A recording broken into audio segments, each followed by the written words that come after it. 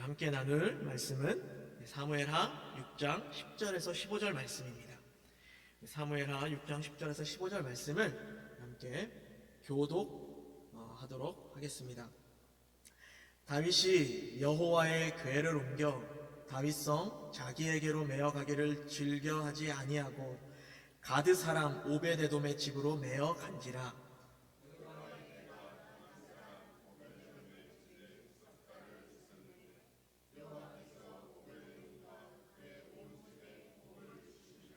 어떤 사람이 다윗 왕에게 아뢰어 이르되 여호와께서 하나님의 궤로 말미암아 오베데돔의 집과 그의 모든 소유에 복을 주셨다 한지라.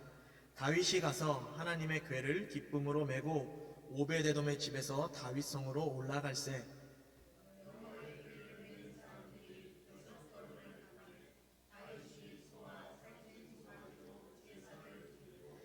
다윗이 여호와 앞에서 힘을 다하여 춤을 추는데 그때 다윗이 배 에봇을 입었더라. 다윗과 온 이스라엘 족속이 즐거이 환호하며 나팔을 불고 여호와의 궤를 메어 오니라. 아멘. 저는 어렸을 때 밖에 나가서 노는 것을 굉장히 좋아했습니다. 초등학교 한 5학년 이제 그때까지도 밖에 나가서 노는 걸 굉장히 좋아했어요. 밖에서 이제 뭐 하고 노냐, 동네 친구들이랑. 제가 어렸을 때 이제 살았던 동네도 단독 주택가들이 이제 밀집되어 있는 그런 곳이었는데 담을 타고 놀았어요. 술래잡기 할 때 담 타고 도망다니고 남의 집 옥상에 올라가서 또 뛰어넘어서 다른 집 옥상으로 넘어가고 그리고 다시 또 계단으로 해서 내려와서 담 타고 막 도망다니고 이런 놀이를 굉장히 좋아했습니다. 그래서 굉장히 오랫동안 놀았던 것 같아요. 아이들이 다 밥 먹으러 이제 집에 돌아가고 나서까지도 형이랑 저는 끝까지 남아가지고 밤 8시, 9시까지도 그렇게 집에 안 들어가고 그렇게 이제 놀았던 적이 하루 이틀이 아니었는데 그때마다 이제 집에 이제 들어갈 때가 되면은 이제 집에 들어가니까 이제 망설여집니다. 현관 앞에서 저희 형이랑 같이 형이 먼저 들어가, 네가 먼저 들어가 계속 서로 양보를 해요. 양보를. 왜 이런 행동을 할까요? 이미 2시간 전에 어머니는 밥 먹으러 들어와라 라고 저희들이 이제 이미 들어오라고 호출을 했는데 맞아요. 혼날까봐 이제 혼나는 것이 이제 두려워서 그 앞에서 막 한 30분 넘게 그렇게 망설이면서 끝내는 누군가 하나 먼저 이렇게 조심스럽게 이제 문을 열면서 들어갔던 것 같습니다. 그 혼나는 것이 이제 두려웠기 때문이죠. 아이들이 혼날 때 두려워하는데 그 중에서도 가장 두려워하는 것이 있는 것 같아요. 저도 아이들이 이제 혼낼 때 정말 너무너무 이제 화가 날 때는 이제 뭐라고 하냐면 애들한테 나가! 집 나가! 아이들을 내보내는 것. 그러니까 아이들의 입장에서는 부모와 떨어져서 자기 혼자 어떻게 이것을 살아가야 할 것인가? 이 환경들을 어떻게 버텨내야 할 것인가? 이것이 가장 두려운 것 같더라고요. 저도 그랬고요. 저도 어렸을 때 부모님한테 이제 혼날 때 매 맞는 거는 괜찮았어요. 그냥 맞고 끝나면 되니까. 근데 쫓겨났을 때가 어딜 가야 되지? 그것도 한겨울에 쫓겨나면 이게 되게 난감하거든요. 부모를 떠나서 내가 스스로 무엇을 하면서 살아가야 될 것인가? 이것에 대한 이 두려움이 아이들에게는 이제 가장 큰 이러한 두려움일 것입니다. 이러한 두려움에 관한 이야기가 창세기에도 나오는데 바로 아담과 하와의 이야기에서 나옵니다. 하나님의 말씀을 어기고 죄를 지은 아담과 하와는 동산을 거니시는 하나님의 소리를 듣습니다. 그때 숨어요. 나무 뒤로 숨습니다. 하나님께서 말씀하시죠. 아담아, 네가 어디 있느냐? 그때 아담이 이렇게 대답을 합니다. 창세기 3장 10절 말씀을 함께 읽도록 하겠습니다. 시작. 이르되 내가 동산에서 하나님의 소리를 듣고 내가 벗었으므로 두려워하여 숨었나이다. 여기 창세기 3장 10절에서 나오는 두려워하여 숨었나이다 해서 이 두려워하다가 제가 이제 앞서 이야기한 그 두려움과 같은 두려움이다라는 것입니다. 이 창세기 3장 10절에서 이 두려워하다라는 이 단어는 히브리어로 야레라고 합니다. 야레. 히브리어 성경에는 이것을 야레라고 이제 기록을 하고 있어요. 이 야레라는 단어의 이제 뜻은 하나님을 떠나서 결코 살 수 없다라는 이런 두려움을 의미를 합니다. 이것은 하나님의 생명으로부터 시작된 존재만이 알 수 있는 그런 두려움을 이야기하는 것입니다. 나의 생명이 나에게 있는 것이 아니라 나에게 생명을 준 그 주체 하나님, 바로 하나님과 내가 하나가 되어서 그 하나님의 생명과 나의 생명이 같이 하나가 된 이러한 관계라는 것을 아는 것으로부터 나오는 이 두려움이라는 것이 바로 이 야레라는 것입니다. 다시 말해서 심장과 피의 관계로 이야기를 할 수 있을 것 같아요. 심장과 이 피는 이 둘 중에라도 하나가 어떤 하나가 그 기능이라도 상실하거나 멈추게 되면은 생명이 끝나게 되잖아요. 이런 것으로 오는 무엇인가 하나가 심장이나 피 중에 둘 중에 하나가 뭔가를 상실해서 기능을 상실해서 왔을 때 나의 존재도 곧 상실되는구나. 나는 생명이 없는 아무것도 할 수 없는 피의 입장에서는 내가 심장이 없어서는 없이는 내가 아무것도 할 수 없는 그런 무가치한 존재이구나 라는 것에 대한 뭔가 나의 가치가 없는 것에 대한 나의 존재를 잃어버리는 것에 대한 그 상실감으로부터 나오는 그런 두려움, 죄성에 대한 그 두려움을 바로 이 야레라고 이야기를 합니다. 어떤 존재에게 지배를 받아서 그 지배자의 명령을 지키지 않으면 나의 생명을 위협받는 그런 어떤 지배자와 피지배자 간의 그런 두려움을 이야기하는 것이 아니라 내 안에 나에게 생명을 준 그 존재, 하나님, 그 하나님의 생명과 나의 생명이 연결되어 있는, 그러므로 말미암아 그 하나님이라는 그 나에게 생명을 준 그 존재가 나로부터 떠나가게 되면은 그게 바로 정말 내가 죽는 거구나 라는 것을 깨달은 자들이 느끼는 그 두려움을 바로 야레라고 이야기합니다. 제가 아주 장황하게 이 두려움 야레라는 단어에 대해서 설명을 하였는데 그 이유는 제가 이제 경외하다라는 이 단어를 설명하기 위해서입니다. 이 경외하다라는 이 단어가 바로 이 야레에서 파생된 이르아라는 그런 단어라고 합니다. 그래서 하나님을 경외한다라는 것은 단지 창조주이신 그 하나님을 피조물인 내가 두려워하는 그런 두려움을 이야기하는 것이 아니라 나에게 생명을 주신 하나님으로부터 내가 분리되어져서 떨어져 나간다라면은 나는 아무것도 할 수 없는, 나는 죽을 수밖에 없는, 나는 무가치한 그런 존재가 될 수밖에 없다라는 것에 대한 그런 두려움이 바로 이 경외하다라는 그 단어라고 합니다. 하지만 우리는 어떻습니까? 하나님과 이 분리된다라는 것에 대한 그런 두려움의 감정을 갖고 있습니까? 많은 사람들이 그렇지는 않을 겁니다.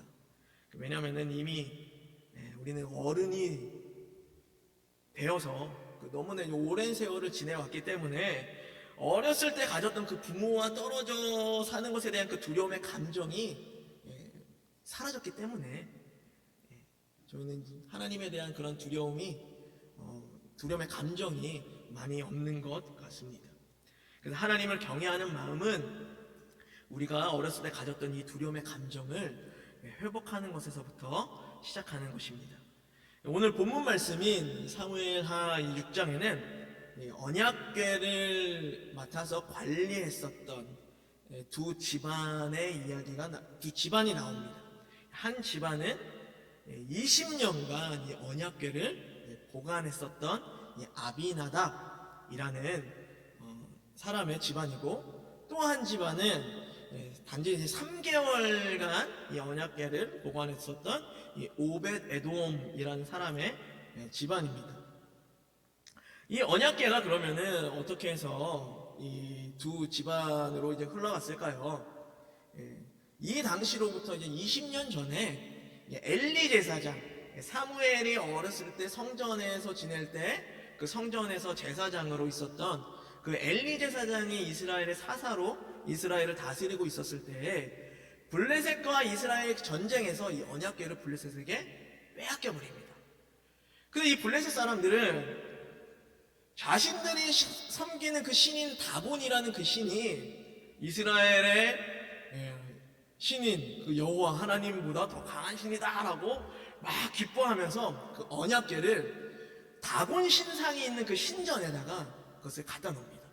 마치 어떠한 그 전리품으로 또 이제 제물로 그렇게 생각하고 그 다곤 신전 앞에 그 안에다가 그걸 갖다 놓은 것이죠. 근데 그 다음 날에 어떻게 됐습니까? 다곤 신상이 엎드려져 있었어요. 완전히 다 박살나 있었어요. 그리고 그 마을에는 온갖 전염병이 돌아서 수많은 사람들이 죽게 됐습니다. 그러니까 이 블레셋 사람들이 하나님의 언약궤를 보고 너무 두려워서 이것을 우리가 갖고 있으면 안 되겠다, 다시 돌려보내야 되겠다 마음 먹고 하나님께 제사를 드려요. 이 블레셋 이방인들이 제사를 드리고, 그리고 그 한 번도 멍에를 매지 않는 송아지 2마리가 이끄는 그 수레에다가 언약궤를 싣고 이스라엘로 돌려보냅니다. 그래서 이 언약궤가 이스라엘로 왔을 때 그것을 아비나답의 집안에서 그 언약궤를 보관을 하게 되었다라는 것입니다. 그럼 이 언약궤는 바로 이제 어떠한 것입니까?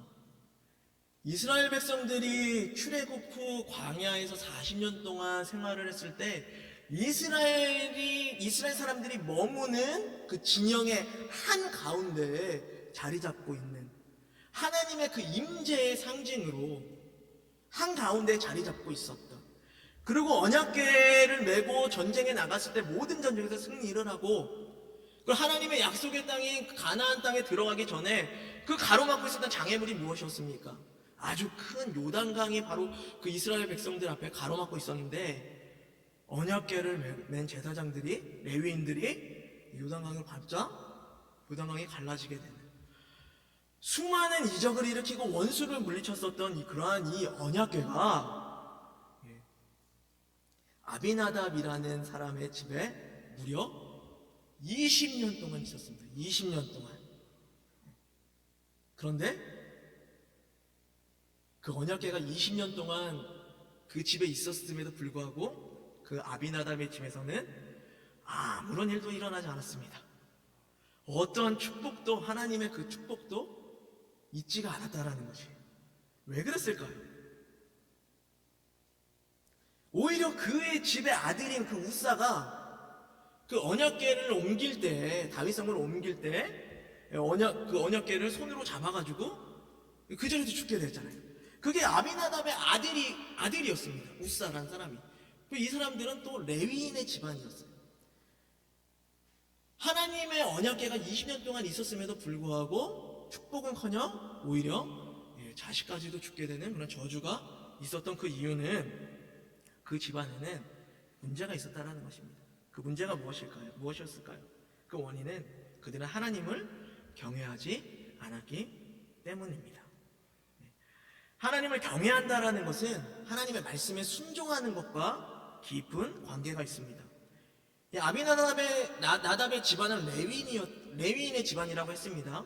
레위인이라면은 하나님의 그 말씀, 하나님의 말씀을 더 많은, 일반 사람들보다 더 많이 알고 있어야 되는, 왜냐면은 예배하는 사람들을 섬겨야 하는 그런 일들을 감당했기 때문에, 어떻게 보면 이런 교역자들이 레위인들이잖아요. 교역자들이 일반 성도님들보다 더 말씀을 더 많이 연구를 하고 더 많이 기도도 하고 하나님 앞에 더 많이 매달려야 되는 그러한 역할을 해야 되는 그러한 사람들이었음에도 불구하고 이 아비나답과 나답의 그 집안은 그 하나님의 말씀을 잘 몰랐던지 아니면 하나님의 그 말씀을 좀 가볍게 그렇게 생각을 했었던 것 같습니다. 왜냐면은 하나님의 괴는 수레에 실어서 옮기면은 절대로 안 됩니다. 이 하나님의 언약궤는 반드시 레위인들 중에 고핫 자손들이 채 고리를 꿰어서 어깨에 메고 그렇게 운반하도록 하나님께서는 모세를 통해 분명히 말씀하셨습니다. 우리 역대상 15장 15절 말씀을 한번 볼까요? 다 함께 읽도록 하겠습니다. 시작. 모세가 여호와의 말씀을 따라 명령한 대로 레위 자손이 채에 하나님의 궤를 꿰어 어깨에 매니라. 다윗이 먼저 한번 실수를 하고 그 다음에 언약궤를 옮길 때 모세에게 하나님께서 말씀하신 이 말씀을 분명히 깨닫고 다시 이 하나님의 방법으로 이 언약궤를 옮겼는데 그 방법이 바로 제사장 레위인들이 어깨에 메고 언약궤를 옮겼다라는 것입니다. 그런데 이 아비나답 집에서 언약궤를 옮길 때는 어떻게 옮겼느냐? 새 수레에다가 언약궤를 실어서 옮겼다라는 것입니다.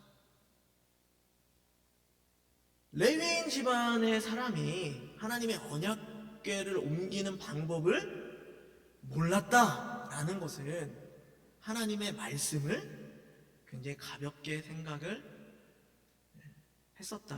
하나님을 경외하지 않았다라고 저희들이 유추해 볼 수 있을 것입니다.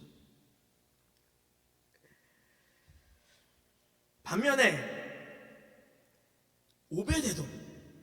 오베데돔은 하나님을 경외하는 자였습니다. 이 언약궤를 옮기다가 우사가 죽었습니다. 그렇다면 누가 선뜻 이 언약궤를 보관할 그런 용기를 내겠습니까? 자신의 집으로 그렇게 기뻐하면서 우리가 이 언약궤를 보관하고 있겠습니까? 라고 나서는 사람이 어느 누가 있었겠습니까? 다윗조차도 오늘 읽었던 말씀에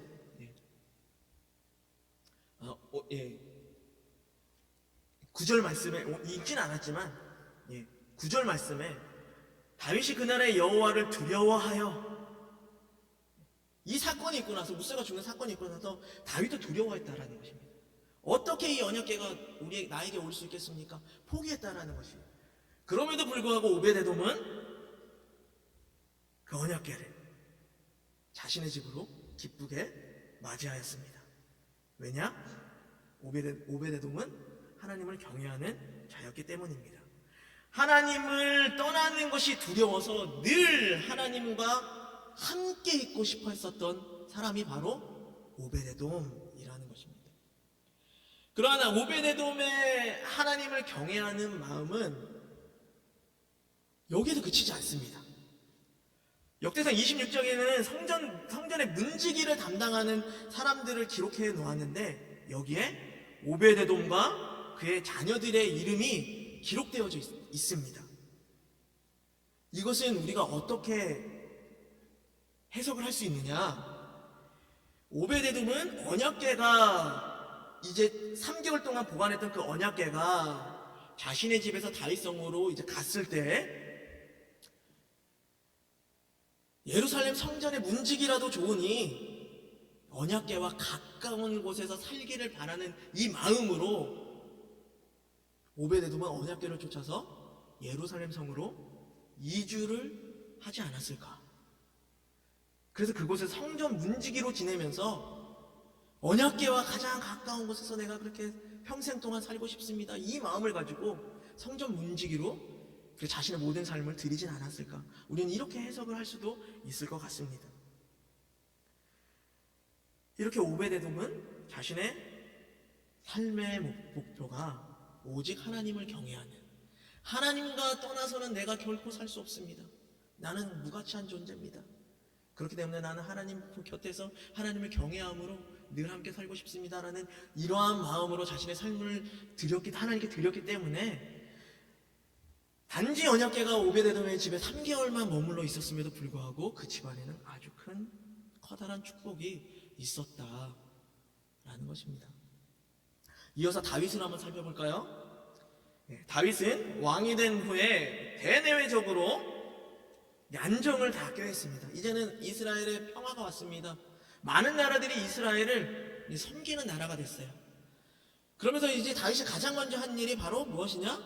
언약궤를 다윗성으로 예루살렘으로 가져오는 일이었다라는 것이죠. 다윗은 이처럼 늘 하나님이 우선이었습니다. 하나님이 우선인 사람은 사람을 두려워하는 것보다 하나님을 두려워합니다. 이 언약궤를 옮기는 것을 한 번 실패한 다윗은 언약궤를 옮기는 이 올바른 방법으로 하나님의 그 말씀대로 이 언약궤를 오베데돔의 집으로부터 옮겨오게 됩니다. 그러면 이 언약궤를 다윗성으로 옮길 때 다윗은 어떻게 이 언약궤를 옮겼냐? 오늘 읽었던 이 말씀에 잘 나와 있어요. 언약궤를 메고 이 레위인들이 6발자국 가면은 그때 소와 살찐 송아지를 하나님께 바치고 그리고 다윗은 온 힘을 다해서 춤을 췄습니다. 끝나면은 다시 또 레위인들이 6발자국 언약궤를 메고 가요. 그러면 또 다시 소와 살찐 송아지를 잡고 하나님께 드리고 온 힘을 다해서 또 춤을 춥니다. 그리고 또 6발자국 가면은 그렇게 하고 이것을 한번 제가 계산을 한번 해봤어요. 제사 드리는 시간을 소랑 송아지를 잡는 시간을 짧게 잡아서 30분이다 라고 그렇게 좀 잡는다라면은 30분에 6걸음을 가는 거예요. 한 걸음에 뭐 한 1m 정도 간다 그러면은 30분에 6m를 가는 겁니다. 30분에 6m. 그럼 만약에 오전 오후 한 10시간을 그렇게 갔어요. 10시간을 가게 된다라면은 하루에 약 120m를 가는 거예요. 그러면 오베데돔의 집에서 예루살렘까지의 거리가 얼마나 됐을까요?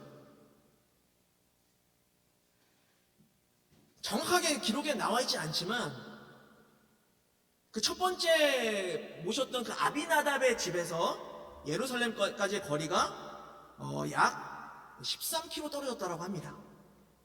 그러면 이제 오베데돔의 집이 뭐 중간 정도인 한 6km 정도다라고 하면은 그거를 가정을 한다라면은 그러면은 한 며칠 걸려서 이 언약궤가 예루살렘 성에 도착을 했을까요?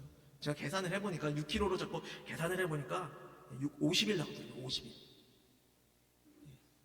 다윗은 50일 동안 6걸음 가면은 소랑 송아지 잡고 아주 온 힘을 다해서 춤추고 50일 동안 10시간, 하루에 10시간 동안 50일 동안 그렇게 했다라는 것입니다. 어떻게 이렇게 할 수 있을까요?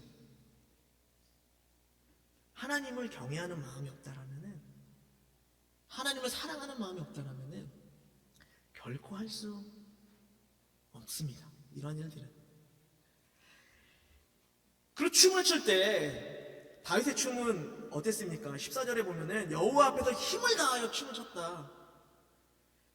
나중에 예루살렘 성에 도착해서 아내인 미갈이 다윗을 막 부끄럽게 여겨요. 뭐라고 하냐면은, 아니 그 시종 앞에서, 그 하인들 앞에서 속살을 드러내 보였다 라고 이야기를 하면서 다윗을 굉장히 부끄럽게 여기면서 다윗에게 막 뭐라고 합니다.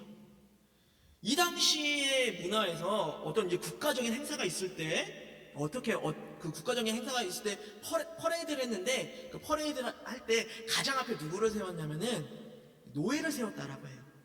그리고 그 노예 옷을 벗기고 춤을 추게 했다라고 합니다. 그럼 다윗이 그렇게 추는 가장 앞에서 다윗은 이제 춤을 췄거든요. 이러한 모습을 이스라엘 백성들이 바라봤을 때 뭐라고 바라봤겠습니까? 어쩌면 많은 사람일지는 모르겠지만 덜어는 아니 우리나라의 그 왕이라는 사람이 노예가 하는 그런 행동을 하고 있네? 라고 속으로 그렇게 비방하는 사람들도 있었을 거예요. 미갈이 그랬으니까. 근데 다윗은 사람들의 시선 의식하지 않았습니다. 사람들을 두려워하지 않았습니다. 오직 하나님을 두려워했다라는 것입니다. 그렇게 다윗은 왕이신 하나님이 예루살렘 성으로 입성하는 것을 기뻐하며 하나님께 경의를 표했던 것입니다.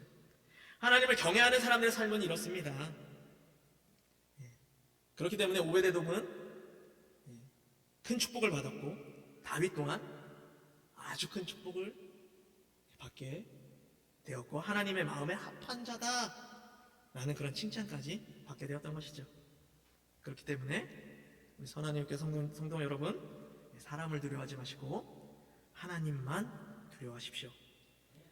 하나님과 떠나 사는 삶은 나에게는 아무런 가치가 없는 삶이며 나에게 생명이 끊어지는 것이라는 것을 깊이 깨달아서 이러한 두려움으로 항상 주님 품에 거하는 삶을 사시는 우리 선한 이웃교회 성도님들 되시길 바랍니다. 하나님을 경외하는 삶을 사는 우리 성도님들의 삶에 하나님의 축복이 가득 넘치기를 기도합니다. 우리 함께 기도하겠습니다.